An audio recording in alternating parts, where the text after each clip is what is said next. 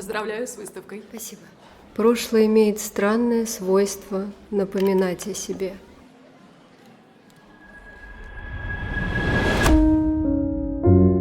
Все началось в выпускном классе. В нашу школу пришел новенький.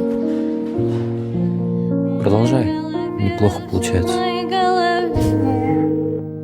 Пап, я у Игоря останусь. Так, У него мама.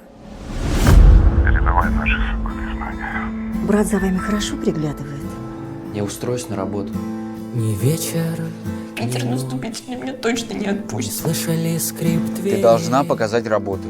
Наташа, это твоя мечта. Я планирую звонить и приезжать. Если сможешь. Ты прощаешься? Проснись, Герда, ты одна сможешь разогреть его тело. Ты определись, что тебе важно, а что не важно. Последние минуты, последние снежинки, упавшие с неба.